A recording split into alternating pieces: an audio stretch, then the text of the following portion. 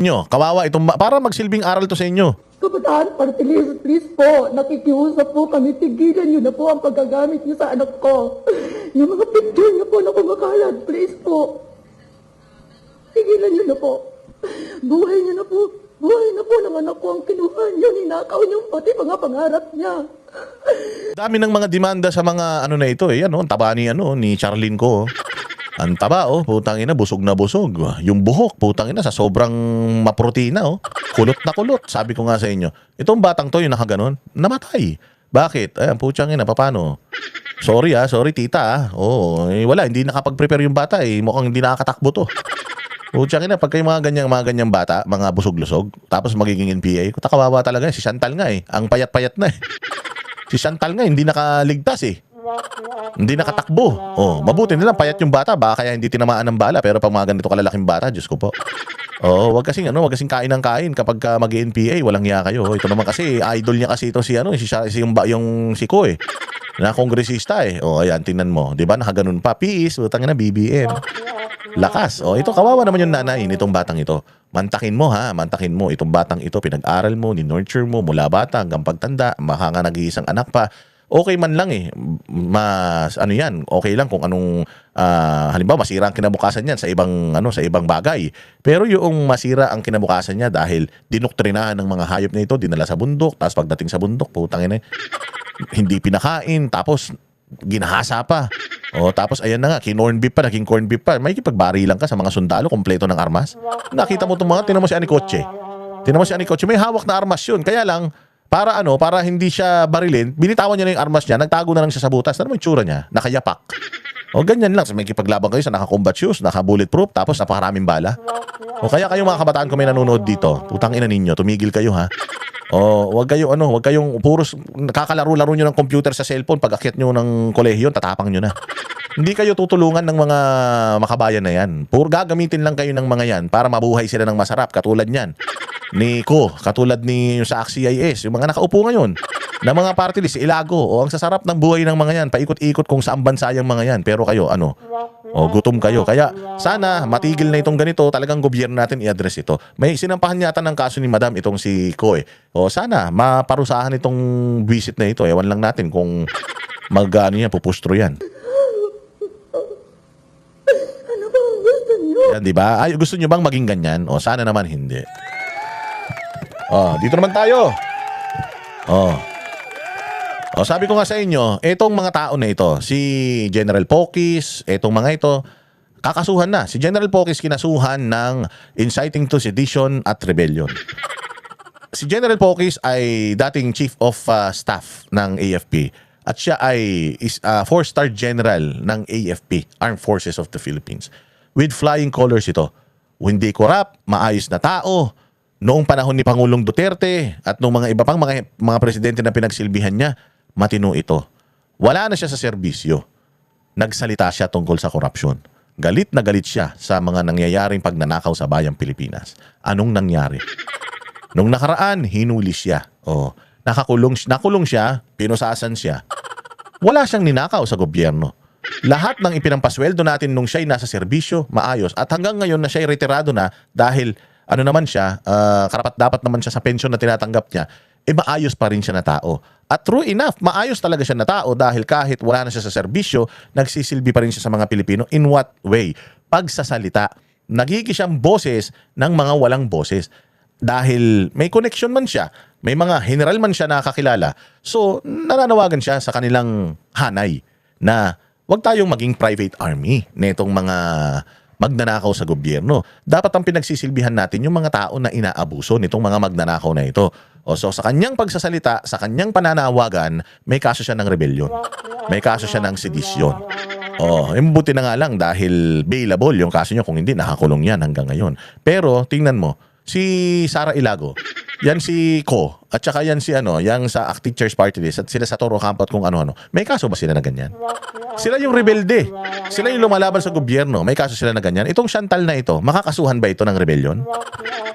Nandoon siya sa lugar kung saan nung nakipagbakbakan yung mga rebelde, baka nga may mga nadisgrasya pa ng mga sundalo dyan.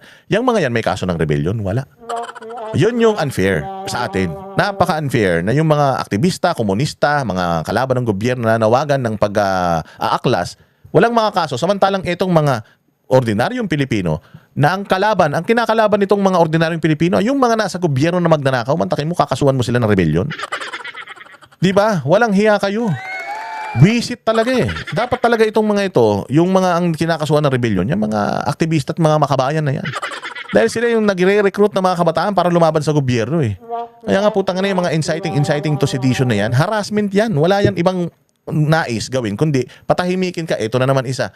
Salute sa'yo, sir. Salute. Dahil itong isang koronel na ito, na talagang hindi niya nakaya yung nangyayari sa gobyerno, ang ginawa niya, nag-post siya sa social media na nag-withdraw siya ng support sa presidente. Nag-withdraw siya ng support sa presidente, pero ang sinabi niya, I am not withdrawing my support to the Philippines. I am just withdrawing my support to Bongbong Marcos. Again, si Bongbong Marcos ang leader sa Pilipinas, pero hindi siya ang batas at hindi siya ang gobyerno at hindi siya ang Pilipinas. Ang Pilipinas at ang gobyerno, yun ang Pilipino. So yung support niya is nasa Pilipino pa rin, nasa Pilipinas pa rin, pero wala na sa gobyerno ni Bongbong. Dahil ayaw niya ng mga ginagawa. Kahit naman tayo, ayaw na natin ang ginagawa ni Bongbong eh. Magamat sila'y nasa posisyon at sila'y liable, bawal sa kanila yan, talagang hindi na nila kaya eh. Hindi niya na kaya eh. Nag-aklas ba siya? Hindi. Sinabi lang niya, ayaw ko na kay Bongbong. Pero magsisilbi pa rin ako dito sa trabaho ko kasi siya ang taga-training ng mga bagong ng mga bagong graduate eh. Ng mga bagong sundalo natin eh. Sa training daw ito nakalagay. So nagsalita siya na ayaw niya na sa administrasyon ni Bongbong pero loyal pa rin siya sa bayang Pilipinas at sa mga Pilipino. Di ba ang ganda? Pero po siya hindi. Sisibaking ka namin. Bawal dito yan. Tiyanginan yan. Bawal sa amin yung ganyan yung magwi-withdraw ka ng support. Para kasi ang diktador na kasi itong gobyerno natin, si Marcos parang feeling niya siya na may-ari ng Pilipinas. Siya nang may-ari ng lahat ng mga pulis, ng mga sundalo eh. Kaya nga sabi ko, salute kahit na alam mo na sasapitin mo yan, Coronel. Alam ko sasapitin mo yan. Alam mo na sasapitin mo yan, pero itinuloy mo pa rin. Sana yung mga ibang mga opisyal dyan na nag-aantay lang ng malaking ewan. Hindi ko alam kung ano inaantay nyo. Sana ay make a stand for your country. At doon sa sinumpaan, hindi kayo sumumpa na poprotektahan nyo si Bongbong. Hindi kayo sumumpa na poprotektahan nyo si Romualdez. Sumumpa kayo na poprotektahan nyo yung konstitusyon at sumumpa kayo na poprotektahan nyo yung tao. Dapat doon lang tayo. Hindi kayo protektor ng Malacanang. Sa opisyal ng Philippine Army dahil sa pagbawi umano ng suporta kay Pangulong Bongbong Marcos. Live mula sa TV5 Media Center, nangungun sa balita si News 5 anchor Ed Ligao. Sino tong opisyal na ito at anong konteksto ng pagkakatanggal sa kanya? Well, Jiggy, ang tinanggal sa pwesto ay si Colonel Odi Mongao. Siya po ay commander ng Training Support Group at commander din ng Training Development Center. Ang nagtanggal sa kanya ay si Major General Mike Lohico, ang pinaka-commander mismo ng AFP Training Center. Ang dahilan, dahil daw sa ilang mga social or at least one social media post ni Mongao kung saan sinabi niya that he is withdrawing his personal support for President Marcos. Personal na support. Kasi bagamat sundalo ito, tao pa rin naman ito. So, ayaw ko na. Binoto ko pa nga yan eh. Pero ayaw ko na sa kanya. I'm withdrawing my support sa kanya. Pero hindi naman ako tumatalikod sa sinumpaan kong tungkulin. Pero part ito ng sinumpaan kong tungkulin na pagkamali, hindi natin dapat kinukonsente. Para sa akin, mali si Bongbong Marcos pero hindi ako tatalikod at lalaban sa gobyerno. Ano masama doon? Tapos tatanggalin nyo? Samantalang yung mga makabayan black, pinapasweldo natin, kinaaway ang gobyerno, tapos etong taga-gobyerno na sinabi lang na hindi susuporta dyan, pero magtatrabaho pa rin ako, tinanggal nyo. Mga hayop. And also that the President has lost the moral ascendancy as the Commander-in-Chief. Now, I have to stress lamang na we have not seen the actual post yet. I've checked the social media postings of Colonel Mongao. He has at least 2 social media accounts, pero hindi natin mahanap. So we don't know kung binabana o tinanggal na yung mga posts na yun. Pero apparently, sufficient na yun para sa training command at ng AFP na tanggalin sa pwesto si Mongao, at least for the moment, habang siya inibisigan for possible charges. Kasi medyo sensitibo kahit paano itong posisyon ni Mongao dahil itong training command kung saan siya yung acting commander ng Training Support Group at ng Training Development Center, ay yung mismo naguhulma ng pag-iisip ng mga sundalo at ng mga opisyal ng militar. So that may have some bearing on on why the Army is acting so fast on this matter, Jiggy. At Bok, anong magiging posibleng parusa kay Colonel Monggao? Well, Jiggy, sa ordinaryong tao siguro walang parusa yan, pero iba kasi ang mga patakaran pagdating sa mga sundalo at opisyal ng militar. They're governed by the Articles of War, in particular yung Commonwealth Act number 408. Let me specify to you yung mismong article. Article 63 of the Articles of War, ang nakalagay po dyan ay yung disrespect for the President, the Vice President, and the National Assembly, kasi this was passed in 1938 pa, may National Assembly pa nun. So any contemptuous or disrespectful words uttered against the President, the Vice President, and the National Assembly ay maaring parusahan. As well, Article 64 ng Articles of War, disrespect towards a superior officer. Maaari nitong mangyari a possible dismissal from the service, and whatever... Okay lang yan. Okay lang yan. Pag naging presidente si Inday Sara, ibabalik ka na lang. Ganun lang talaga. Huwag ka mag-alala. Bayaan mo, ano naman yan may sa ngayon, siguro, mahihirapan ka, pero ganun naman talaga Sanay naman kayo sa hirap importante, lumalaban ka para sa bayang Pilipinas. Palakpakan natin si Cornel. Kaya nga ito yung sinasabi natin. Ito yung sinasabi ko na naging lapses ba?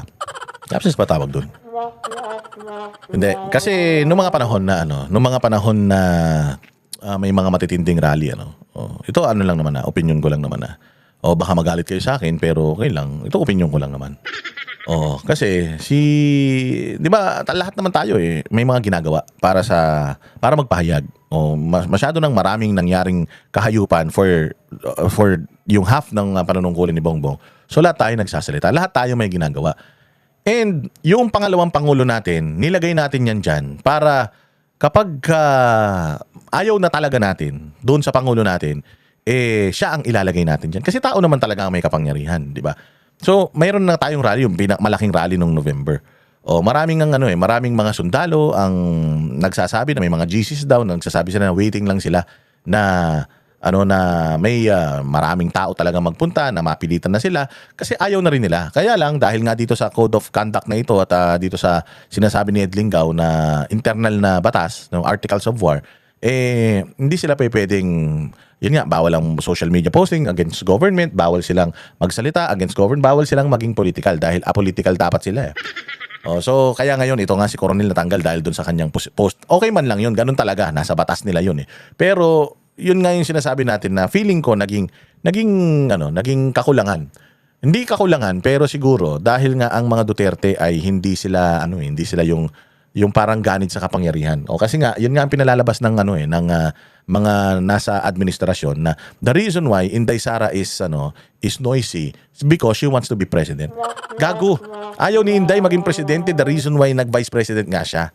Binudol nyo nga lang siya into running to for vice president. Samantalang mayor lang talagang tatakbuhan niya Binudol nyo siya into running for vice president dahil hindi nyo kayang talunin si Leni Robredo. Kaya ngayon, tinulungan niya si Bongbong Marcos na manalo. Hindi mo mananalo si Bongbong, tanga yan Paano mananalo yan? Vice presidential race nga, siya lang ang malakas Tapos si Leni Robredo lang ang kalaban niya, hindi nga siya nanalo Sa presidente pa kaya. Di ba? Kaya kinailangan nila si Inday. So ayaw ni Inday dyan sa posisyon. And kung talagang si Inday Sara ay tarantado, gusto niya talaga yung posisyon, sana nung mga rally, pumunta na siya sa Camp Aguinaldo, tapos kinausap na, o kanya sa Fort Bonifacio, kinausap na itong mga opisyal na ito. Alam ko naman, dismayado na kayo. Alam ko naman na ganito, ganyan. Huwag kayong mag-alala. I will become president. If not now, someday I will. Kung sino man sa inyo ang kakasuhan nitong mga hayop na ito dahil in-involve nila kayo sa corruption Kahit naman ayaw nyo dahil sumusunod lang kayo sa utos, in-involve nila kayo subconsciously sa corruption. Huwag kayong mag-alala, kaya hindi nyo sila mapababa, hindi kayo makapag-withdraw ng support dahil involved kayo hindi ba yung mga bigay-bigay ng mga pera sa mga general ninyo, di umano? Involved kayo, so huwag kayong mag-alala. Clean slate tayo, wala tayong pag-uusapan. Tayo? Pag naging presidente ako, itong gagawin kong chief of staff, dire-diretso lang tayo, ayusin natin ang bayang Pilipinas. Alam mo, kung ginawa ni Inday Sara yun, tapos na to Tapos na to dahil yung mga sundalo na yun, waiting lang naman sila na ang importante man lang sa mga sundalo is ma-secure yung kanilang career, ma-secure yung kanilang retirement. Yun lang naman Yun lang naman inaasahan nila sa pagbubuwis nila ng buhay. If someone hindi yung high sabog, hindi If someone na mayroong mataas na posisyon na nagpunta sa kanila and gave them the assurance na sundin nyo kung ano yung gusto ng puso ninyo, huwag kayong mag-alala, I am the successor, something happens, ako yung magiging presidente, sampahan nila kayo ng kaso, huwag kayong mag-alala, tutulungan ko kayo, I will go down with you. O, di ba? May ganun lang katulad ni Pangulong Duterte nung panahon, gumanon lang si Inday Sara, tapos na yan O, pero ginawa ba ni Inday Sara yun? I'm pretty sure maraming nagsasabi kay Inday Sara na gawin mo na yan. But ginawa niya ba yun? Hindi. Because gusto ni Inday Sara matuto ang mga tao na wag nang magpalokot, wag nang magboto ng mga Marcos at mga Romualdez na mga kawatan. Hindi siya para mang-agaw ng kapangyarihan. O, dahil nga mandato ng isang presidente na maupo ng 6 na taon, kahit na mahirap para sa atin, kailangan nating antayin yung 6 na taon na yan. At pagbaba nitong mga nasa gobyerno, mga nanghuda sa atin, habulin natin sila. Yun. Kami ang boses ng masa, hindi natatakot. Katotohanan lang, di kami nalulunod. Walang bahid ng sismis, lahat ay totoo. Kahit sino ka pa, pag mali ka babanatan ka. Walang pinipiling kulay, wala kaming kinikilingan. Basta para sa bayan, kami lalaban. Pagdama palakpakan, pag mali banatan, di matitinag, di matatakot. Para sa bayan, tuloy ang sigaw. Sa harap ng kamera, walang halong takot. Mga baluktot, lahat kayo'y tutumba. Ang hustisya at totoo, yun lang ang mahalaga.